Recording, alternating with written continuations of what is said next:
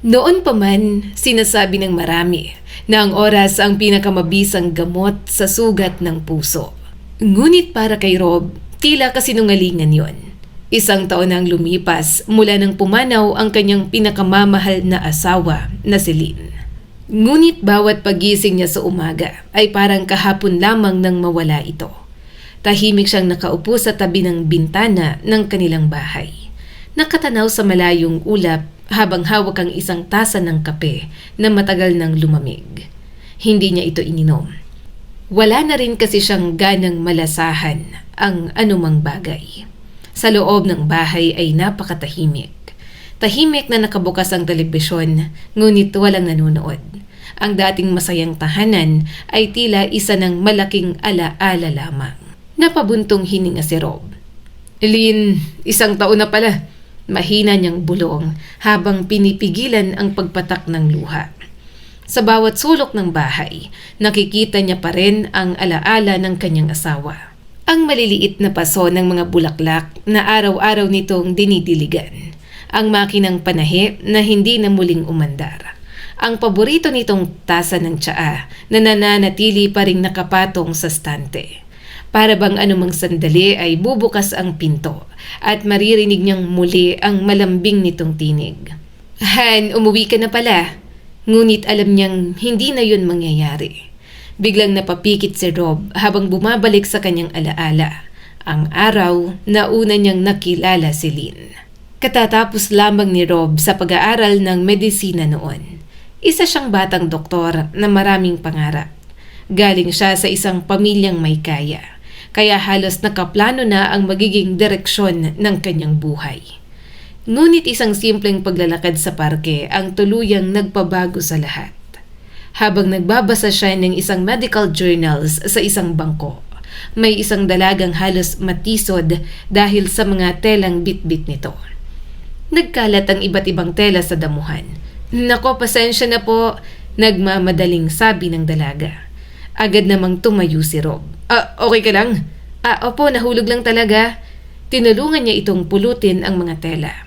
Habang inaabot niya ang huling piraso, doon niya unang nasilayan ng mabuti ang mukha ng dalaga. Simple lamang ang kasuotan nito. Walang mamahaling alahas, walang makapal na makeup.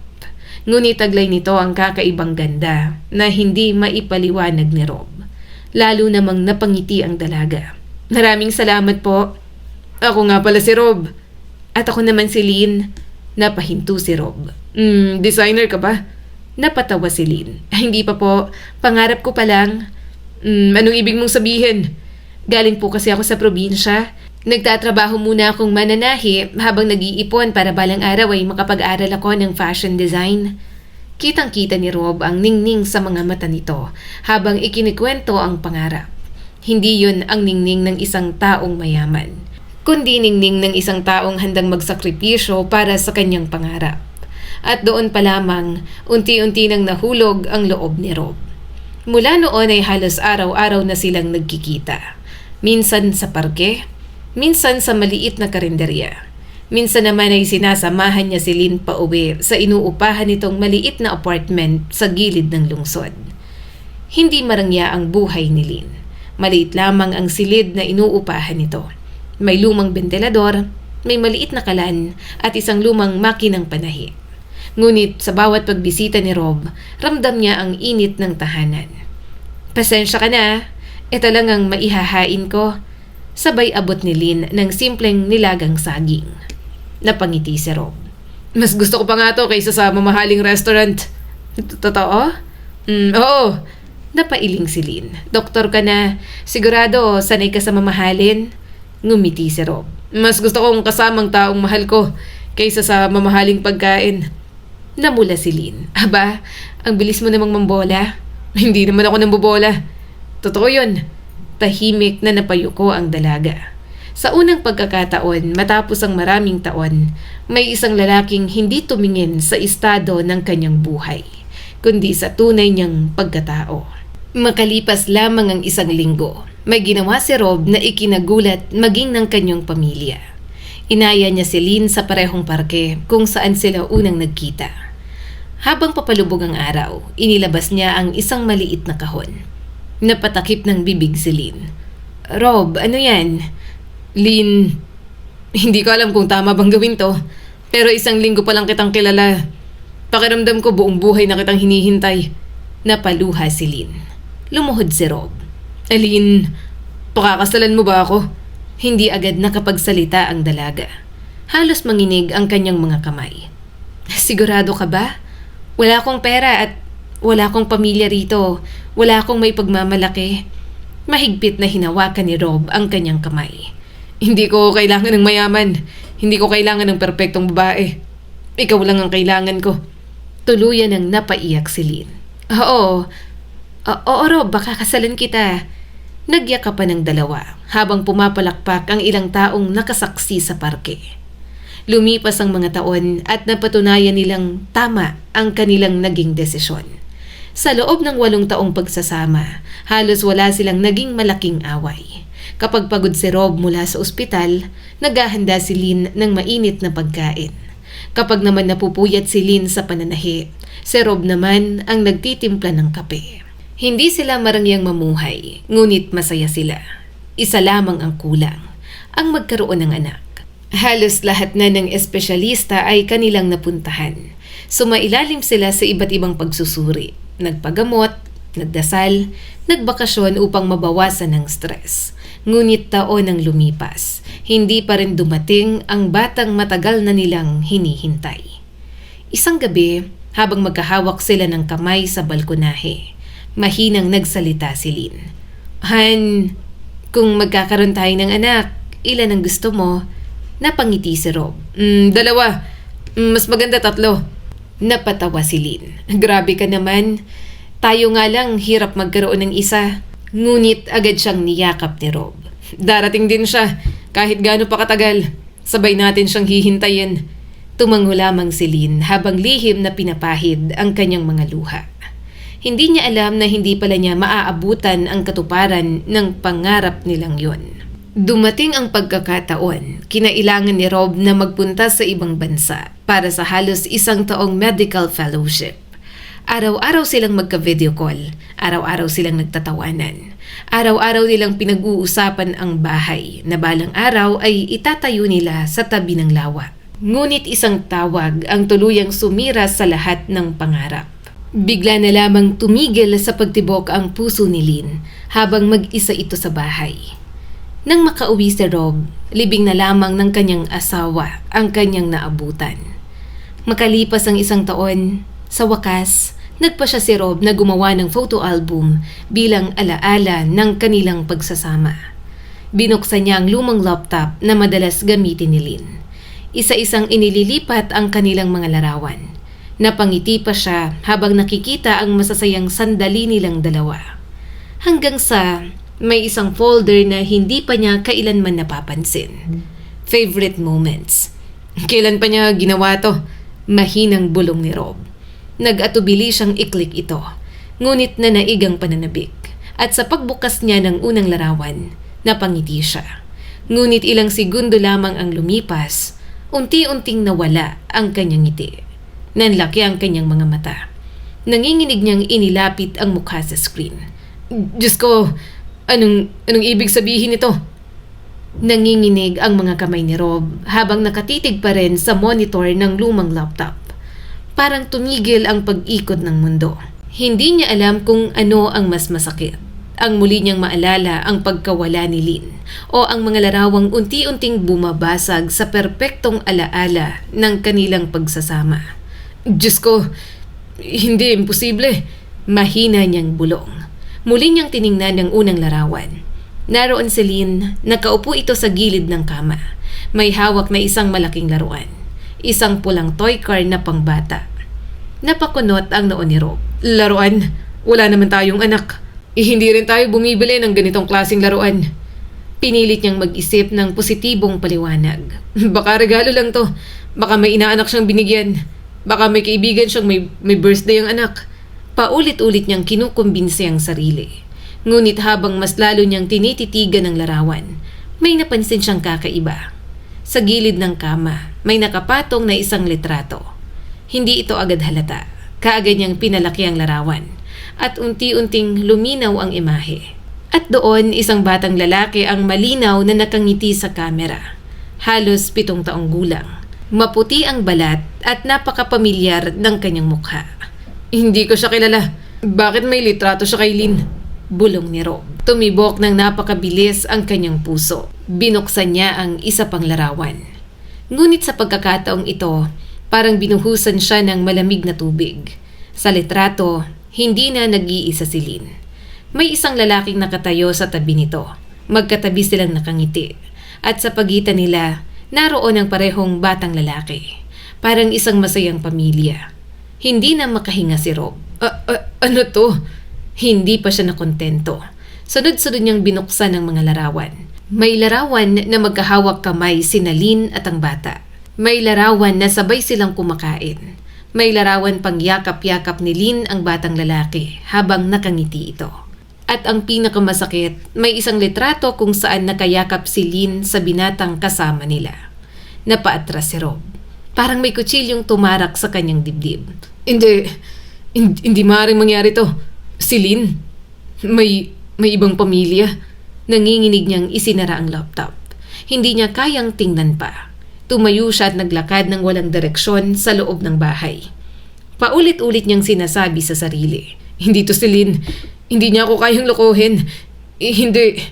Ngunit bawat salitang binibigkas niya ay lalo lamang niyang hindi mapaniwalaan.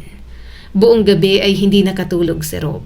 Paulit-ulit niyang iniisip ang 8 taong pagsasama nila. Wala siyang natatandaang pagkakataong nagsinungaling si Lynn. Hindi ito nawawala ng matagal. Hindi ito nagtatago ng cellphone. Hindi rin ito naging mailap sa kanya. Sa katunayan, halos lahat ng oras nila ay magkasama. Kaya paano nangyari yon? Hindi niya alam ang isasagot. Minsan ay gusto niyang paniwalaang baka edited lamang ang mga larawan. Ngunit kilalang-kilala niya ang bawat ekspresyon ng asawa. Ang bawat ngiti nito, ang bawat tingin, hindi yon kayang pikiin. Napahawak siya sa ulo. Lynn, kung buhay ka lang sana, may papaliwanag mo to. Sa sobrang pagod ng isip, madaling araw na siyang nakatulog. At isang kakaibang panaginip ang dumalaw sa kanya. Nakita niyang yakap niya si Lynn. Pareho silang nakangiti. Ngunit bigla itong naging isang puting ibon. Unti-unting lumipad palayo. Gumising ka, Rob. Mahinang bulong ng tinig. Lynn! Sigaw niya. Ngunit tuluyan na itong naglaho. Nagising siya na basang-basa ng pawis. Kinabukasan, matagal siyang nakatayo sa harap ng mesa ni Lynn. Isang bagay ang lagi nilang pinanghahawakan bilang mag-asawa. Hindi sila nangingialam sa personal na gamit ng isa't isa. Kahit cellphone, kahit diary, kahit bag. Walang nagbubukas ng walang pahintulot. At kahit 1 taon nang wala si Lynn, hindi niya kailanman ginalaw ang mga gamit nito. Ngunit ngayon, may kailangan siyang malaman. Lynn, pasensya ka na, pero kailangan kong malaman ng totoo. Dahan-dahan niyang binuksan ang drawer. Nakahilera pa rin ang mga ballpen. May sketchbook, mga tela, mga lumang resibo, at ilang dokumento. Isa-isang tiningnan ni Rob ang mga yon, hanggang sa may isang folder ang bumungad sa kanya. Nanlaki ang kanyang mga mata. Nakasulat sa harap nito, Application for Adoption. Ano? Napabuntong hininga siya. Hindi siya makapaniwala. Mabilis niya itong binuklat. At doon niya nakita ang lagda ni Lynn. Lynn, bakit hindi mo man lang sinabi sa akin? Napaupo siya. Alam niyang matagal na silang nangangarap na magkaroon ng anak. Ngunit hindi pa sila umaabot sa usapang adoption. Palagi nilang sinasabing, hihintayin muna natin ang huling opinyon ng mga doktor. Kaya bakit? Bakit lihim na nag-file si Lynn? Napailing siya. Hindi gagawa ng ganitong desisyon si Lynn nang hindi ako kasama. May ibig sabihin ito. May dahilan at kailangan niyang malaman. Makalipas ang ilang minuto, bigla siyang tumayo. Alam na niya ang una niyang pupuntahan. Kung adoption, sa orphanage nagsisimula ang lahat. Mabilis siyang nagbihis. Hindi na siya nag-almusal. Halos hindi na rin niya napansin ang traffic habang nagmamaneho. Isa lang ang laman ng isip niya. Sana may makapagsabi sa akin ng totoo. Makalipas ang halos 1 oras, Huminto ang sasakyan sa harap ng isang luma at simpleng orphanage. Luma ng pintura ng gusali. May ilang bitak ang pader. Ngunit maririnig ang masasayang tawanan ng mga batang naglalaro sa loob. Lumapit siya sa gate. Hinahanap ko po ang direktor. Mahigpit siyang tiningnan ng gwardya. May appointment po ba kayo? Wala, pero importante ito. Tinawagan ng gwardya ang opisina. Makalipas ang ilang minuto ay tumango ito. Sige po, pwede na kayong umakyat. Pagpasok niya sa opisina, sinalubong siya ng isang mabait na babae na nasa edad 60. Ngumiti ito. Magandang umaga. Ako ang directress. Ano ang may tutulong ko sa inyo? Umupo si Rob, halatang kinakabahan. Ako naman po si Rob at may gusto lang sana akong itanong. Tungkol po sa asawa kong si Lynn. Lynn? Tumango ang babae. Binuksan nito ang makapal na record ng mga bumisita. Isa-isang sinuri ang bawat pahina. Lumipas ang ilang minuto, pagkatapos ay tumingin ito kay Rob. Pasensya na po, wala pong record na bumisita rito ang asawa ninyo. Parang nanlamig si Rob. Hindi maaari. Sigurado po ba kayo? Oo, pero biglang nagsalita ang directress. May isang kakaibang pangyayari nung nakaraang taon. Napatingin si Rob. Ano po yun? May lungkot sa mukha ng matanda. May isang babae. Bigla na lamang niyang iniwan dito ang sarili niyang 8 taong gulang na anak. Nanlaki ang mga mata ni Rob. Sarili niyang anak? Oo, walang paliwanag. Walang dahilan. At yun ang unang beses na nangyari sa buong karera ko. Napailing si Rob. Paano nagagawa yun ng isang ina? Napabuntong hininga ang direktor. Hindi ko rin alam. Biglang bumukas ang pinto ng opisina. Isang payat na batang lalaki ang mabilis na pumasok. Ma'am, pwede po bang hindi muna ako sumama sa labas? Hindi ko pa po tapos gawin ang project ko. Napalingon si Rob. At sa mismong sandaling yon, parang tumigil ang kanyang paghinga. Nanlaki ang kanyang mga mata. Hindi siya maaaring magkamali. Kilalang kilala niya ang batang yon. Yon ang batang nasa litrato ni Lynn. Ang parehong batang nakita niya sa laptop. Unti-unting lumapit ang bata. Tinitigan siya nito. Pagkatapos ay ngumiti. At sa isang inosenteng tinig ay sinabi nito, Ikaw po ba ang daddy ko? Nanigas ang buong katawan ni Rob. Pakiramdam niya'y huminto ang pag-ikot ng mundo sa simpleng tanong ng bata. Hindi agad siya nakasagot. Para siyang nawala ng boses. Nanginginig ang kanyang mga labi habang nakatitig sa inosenteng mukha ng batang nasa harapan niya. Parehong kulay ng mga mata, maputing balat at ang kakaibang ngiti.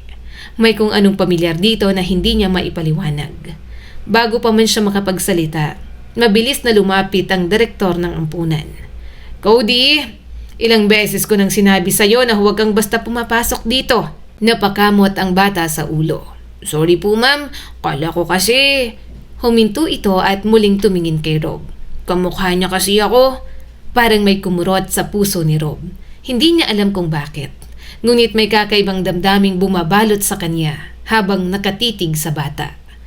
Napakabait ng mukha nito. Walang bahid ng galit, walang bahid ng sama ng loob. Ngunit kitang-kita sa mga mata nito ang matinding pananabik. Pananabik na magkaroon ng isang pamilya. Lumapit ang direktor at marahang hinimas ang ulo ni Cody. Sige na iho, hintayin mo muna ako sa labas. Tumango ang bata. Ngunit bago ito tuluyang lumabas ay muli itong lumingon kay Rob. Ngumiti ito. Bye po! Mahina lamang ang pagkakasabi nito. Ngunit tila may kung anong bumiyak sa puso ni Rob. Tahimik na isinara ng direktor ang pinto. Napansin niyang tila namumutla si Rob. Sir, okay lang ho ba kayo? Huminga siya ng malalim. Ma'am, pwede ko po bang malaman? Sino po ang nagdala sa batang yun dito? Bahagyang nag-alinlangan ng direktor. Alam kong confidential ang impormasyon pero napakahalaga po nito. Tiningnan siya ng matanda. Kitang-kita nito ang lungkot sa mga mata ng binata. Ilang segundo itong nag-isip bago tumayo. Sandali lang. Lumapit ito sa lumang filing cabinet. Isa-isang hinugot ang makakapal na folder. Pagkaraan ng ilang minuto, may nakuha itong dokumento. Binasa muna ito bago muling tumingin kay Rob. Ang pangalan ng babaeng nagdala kay Cody rito ay huminto siya. Judith Rossi. Parang pinagsakluban ng langit at lupa si Rob. Judith? Halos mapasigaw siya. Tumango ang direktor. Kilala niyo ba siya? Mabilis na umiling si Rob. Hindi. Ngunit alam niyang nagsisinungaling siya. Hindi niya maaaring sabihin ang totoo. Hindi pa. Dahil siya mismo ay hindi pa makapaniwala. Habang naglalakad palabas ng orphanage, isa lamang ang pangalan na paulit-ulit na umiikot sa isip niya. Judith Rossi, ang babaeng halos 10 taon na niyang hindi naiisip. Ang babaeng minsang naging bahagi ng kanyang buhay. At ang babaeng nangako na hindi niya makakalimutan habang buhay. Bumalik sa kanyang alaala ang kanilang panahon sa kolehiyo. Noon, isa lamang siyang ordinaryong medical student. At halos araw-araw, may isang babaeng laging naghihintay sa kanya. Rob, tapos ng klase mo? Ngumingiti si Judith habang may dalang 2 tasa ng kape. Napabuntong hininga si Rob. Judith, hindi mo naman kailangan gawin to. Ngunit parang wala itong narinig. Halika, kain tayo. Mamaya may palabas sa sine. Libre ko na. Sa totoo lang, hindi kailanman minahal ni Rob si Judith. Maganda ito, matalino at mayaman pa. Ngunit hindi niya naramdaman ang kakaibang tibok ng puso na hinahanap niya. Subalit dahil sa kakakulit nito, dumating ang panahon na pinagbigyan niya rin itong makasama. Hindi dahil mahal niya, kundi dahil naaaliw lang siya. At yun ang pinakamalaki niyang pagkakamali.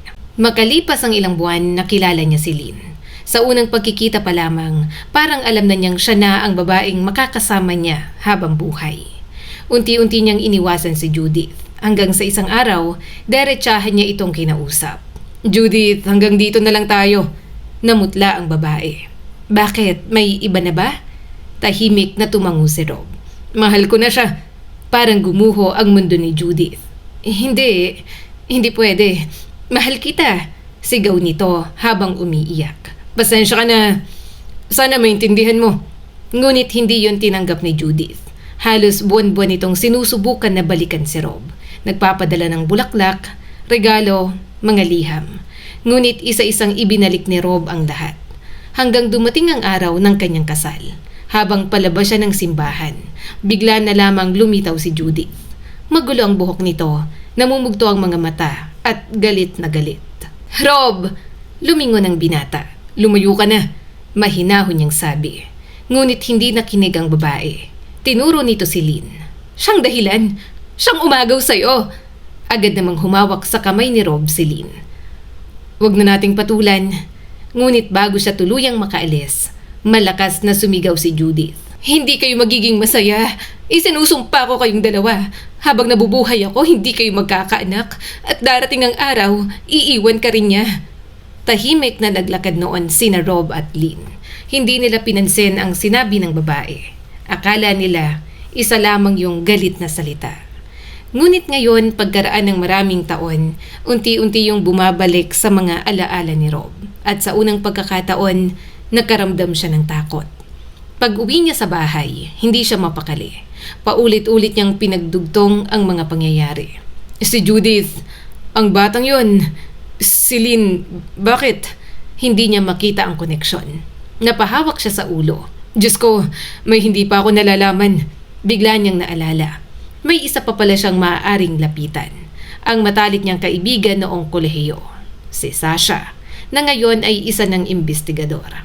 Kinabukasan, agad siyang nagtungo sa presinto. Pagbukas pa lamang ng pinto, nagulat ang kaibigan. Rob, ikaw ba talaga yan? Ngumiti ito at niyakap siya. Ang tagal nating hindi nagkita. Ngunit agad nitong napansin ang seryosong mukha ni Rob. Anong problema? Tahimik siyang naupo. Sasha, kailangan kang tulong mo. May hinahanap akong tao. Sino? Si Judith Rossi. Biglang tumahimik ang opisina. Kinuha ni Sasha ang computer at mabilis na nag-type. Lumipas ang ilang minuto hanggang sa unti-unting nawala ang ngiti sa kanyang mukha.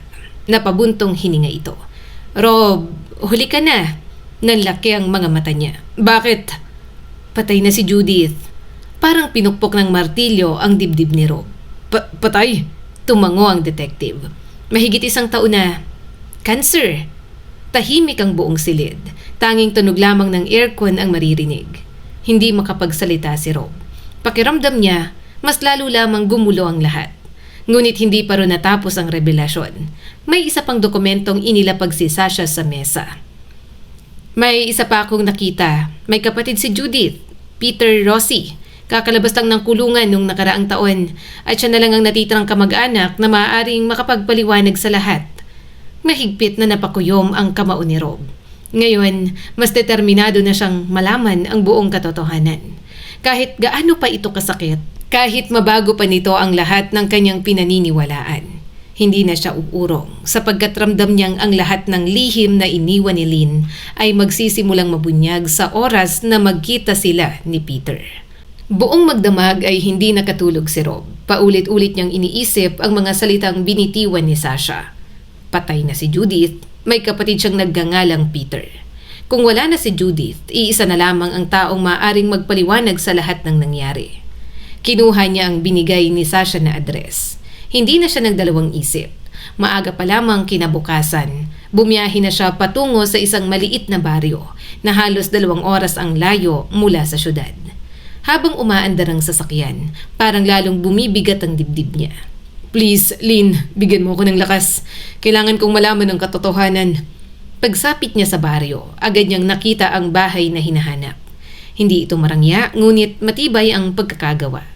May pulang bubong, may maliit na hardin sa harapan. May lalaking nagpuputol ng kahoy sa bakuran. Matangkad, may balbas, at halatang dumaan sa maraming hirap sa buhay. Lumapit si Rob. Magandang umaga, huminto ang lalaki. Tiningnan siya nito mula ulo hanggang paa. Ikaw ba si Peter Rossi? Hindi agad sumagot ang lalaki. Sa halip ay malamig itong nagtanong. At ikaw naman? Ako si Rob. Hindi pa man natatapos ang kanyang pagpapakilala. Biglang nagbago ang ekspresyon ng lalaki. Mahigpit nitong hinawakan ang hawak na palakol. Ikaw? Ikaw pala si Rob.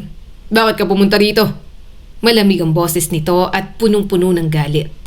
Dahil gusto kong malaman ng totoo. Mahinahon na sagot ni Rob. Tumawa si Peter, ngunit ang tawang yon ay walang saya. Paano mo pa malalaman? Patay na ang kapatid ko. Patay na rin ang asawa mo. At wasak na ang lahat. Tahimik lang si Rob. Hindi siya lumaban. Hindi siya sumagot. Ilang segundo silang nagkatitigan. Hanggang sa tuluyang bumuntong hininga si Peter. Pumasok ka. Kung gusto mong malaman ang lahat. Handa ka na bang marinig ang katotohanan? Tumango si Rob. Kahit gaano pa kasakit. Sa loob ng bahay, tahimik na naupo ang dalawa. Nagbuhos si Peter ng whiskey sa 2 baso. Hindi ako umiinom. Mahinang sabi ni Rob. Ngumiti ng mapait si Peter. Ngayong araw, baka kailanganin mo. Hindi na tumanggi si Rob. Ramdam niyang hindi magiging madali ang mga susunod na maririnig niya. Tahimik na nagsimula si Peter. Alam mo ba, minahal ka talaga ng kapatid ko. Napayuko si Rob. Alam ko. Hindi mo alam kung gaano. Huminga ng malalim si Peter. Nang iwanan mo si Judith, parang namatay na rin siya. Tahimik ang buong bahay. Tanging tiktak lamang ng lumang orasan ang maririnig. Sinubukan namin kausapin siya, sinabihan namin kalimutan ka. Pero ayaw niya. Ikaw lang ang laman ng puso niya. Napapikit si Rob. Ramdam niya ang matinding konsensya. Kasalanan ko. Mahina niyang bulong. Tumango si Peter. Oo, may kasalanan ka. Hindi tumutol si Rob. Alam niyang tama ang lalaki. Sa sobrang pagkabaliw niya sa'yo, may ginawa siyang hindi ko inakalang magagawa niya. Napatingin si Rob. Ano yun? Naghanap siya ng mangkukulam. Nanlaki ang mga mata niya. Ano? Naniniwala siya na kapag isinumpa niyang buhay ninyo, babalik ka sa kanya. Tumawa si Peter. Ngunit puno yun ng panghihinayang. Ibinenta niyang sasakyan niya, nangutang, naubos ang lahat ng ipon niya. Lahat yun ibinayad niya sa isang peking albularyo. Napailing si Rob. Hindi siya makapaniwala at hindi rin siya naniniwala sa mga sumpa. Ngunit hindi niya maikakaila. Lahat ng sinabi ni Judith noon ay tila isa-isang nangyari. Hindi sila nagkaanak, biglang namatay si Lynn. Parang may mabigat na kamay na unti-unting dumudurog sa kanyang puso. Ngunit ang sumunod na sinabi ni Peter ang tuluyang nagpabago sa lahat. Tapos isang araw, nalaman ni Judith na buntis siya. Parang tumigil ang mundo. Ano, buntis? Tumango si Peter. Oo, at ang ama ng batang yun ay ikaw. Nabitawan ni Rob ang hawak niyang baso. Bumagsak yun sa sahig. Kumalat ang bubog, ngunit wala siyang pakialam. Hindi siya makapagsalita. Hindi siya makahinga. Hindi maaari. Mahina niyang sabi. Tumango si Peter. Hindi nagsinungaling ang kapatid ko. Ikaw lang ang naging lalaki niya. Kaya si Cody ay anak mo. Parang may sumabog sa loob ng isip ni Rob. Lahat ng alaala, lahat ng litrato, lahat ng tanong ay unti-unting nagkaroon ng sagot. Kaya pala kamukha niyang bata. Kaya pala tinawag siyang daddy. Hindi yun pagkakataon lamang. Dugo niya yon. Napaiyak si Rob. Hindi niya napigilan. Anak ko, mahina niyang bulong. May anak pala ako. Tumango si Peter. Pero hindi pa yun ang pinakamasakit.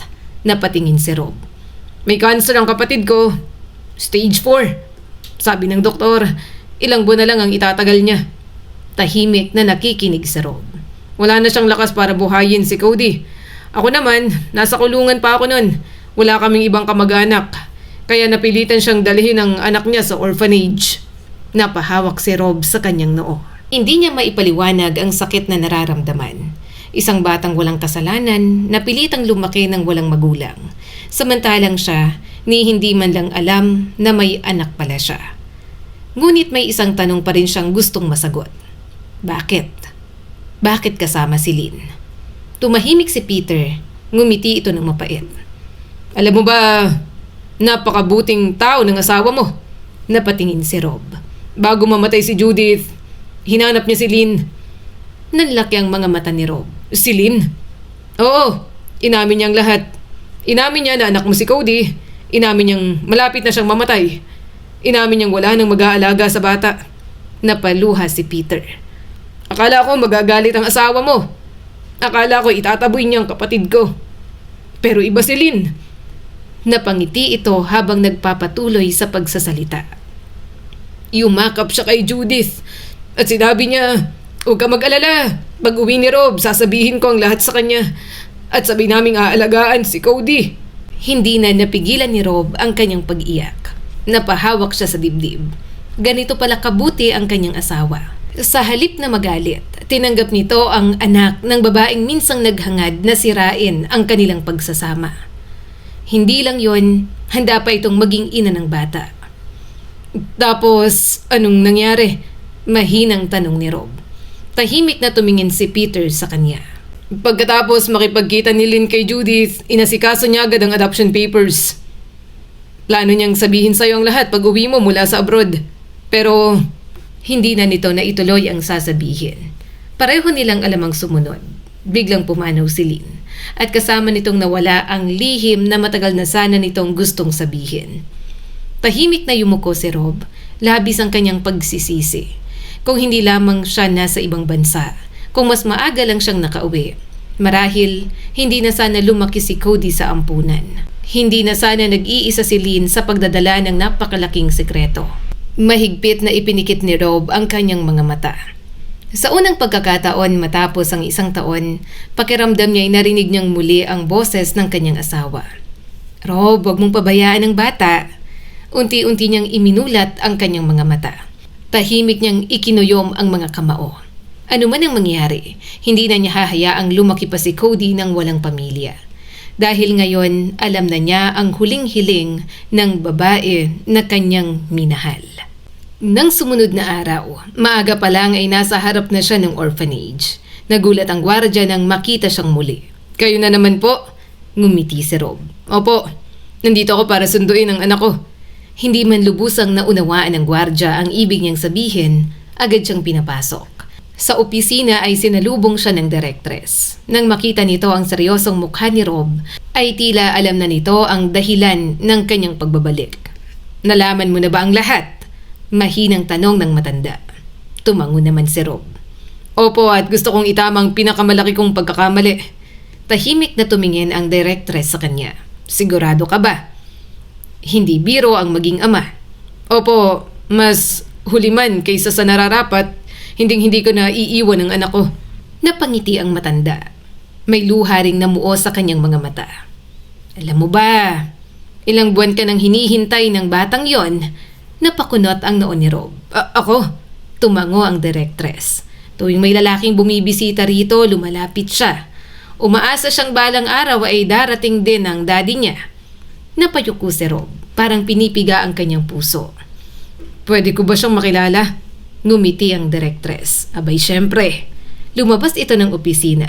Ilang minuto ang lumipas, tahimik na bumukas ang pinto. Naroon si Cody, may hawak na maliit na kahoy na kotse. Nang makita si Rob, unti-unting lumiwanag ang kanyang mukha. Daddy! Mahina niyang sambit. Hindi na napigilan ni Rob ang kanyang sarili. Mabilis siyang lumuhod, binuksan ang kanyang mga bisig. Cody! Halos tumakbo ang bata. Mahigpit itong yumakap kay Rob. Parang ayaw na nitong bumitaw.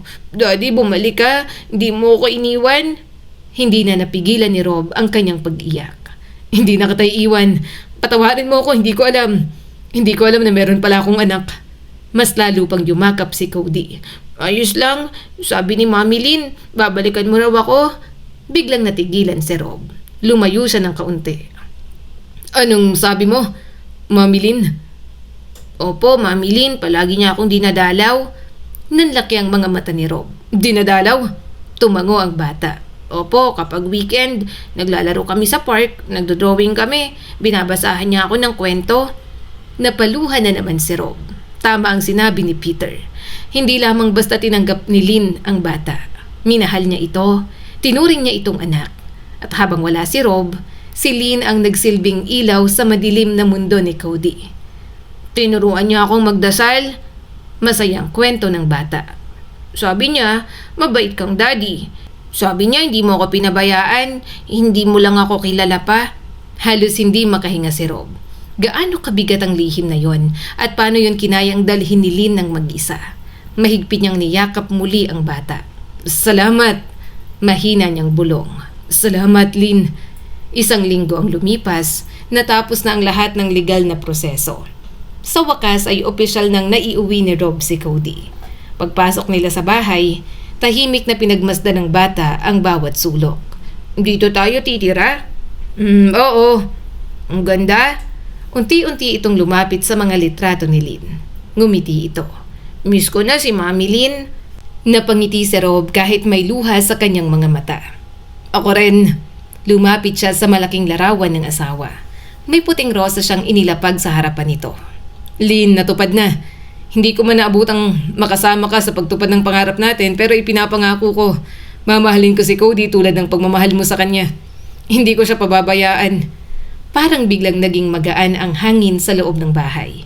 Tumama ang sinag ng araw sa larawan ni Lynn. At sa hindi maipaliwanag na dahilan, pakiramdam ni Rob ay muli niyang narinig ang paborito nitong tawa. Hindi yun nakakatakot, sa halip punong-puno yun ng kapayapaan. Lumipas ang mga buwan, unti-unting natutong ngumiting muli si Rob. Tuwing umaga ay sabay silang naghahanda ni Cody ng almusal. Sabay silang pumapasok sa paaralan. Tuwing gabi naman, magkasama silang nagdarasal sa harap ng larawan ni Lynn. Daddy, isang gabi ay sabi ni Cody. Sa tingin mo, nakikita pa rin tayo ni Mami Lynn? Ngumiti si Rob. Hinimas niya ang buhok ng anak. Oo, at sigurado akong masaya siya ngayon. Paano niyo po nasabi? Dahil natupad na ang huling-hiling niya. Napayakap si Cody sa kanyang ama. Ano po yun? Mahigpit siyang niyakap ni Rob. Na magkaroon tayo ng pamilya. Tahimik na tumingala ang mag-ama sa larawan ni Lynn. Bagamat wala na sa kanilang piling, hindi kailanman nawala ang pagmamahal na iniwan niya. Sa kabaliktaran, ito pa nga ang naging tulay upang mabuo ang isang pamilyang matagal nang itinadhana. At doon lubos na naunawaan ni Rob na ang tunay na pag-ibig ay hindi nasusukat sa tagal ng buhay, kundi sa kabutihang naiiwan sa puso ng mga taong patuloy na nabubuhay. Minsan, ang pinakamabigat na lihim ay itinatago, hindi dahil sa panlilinlang, kundi dahil sa pagmamahal.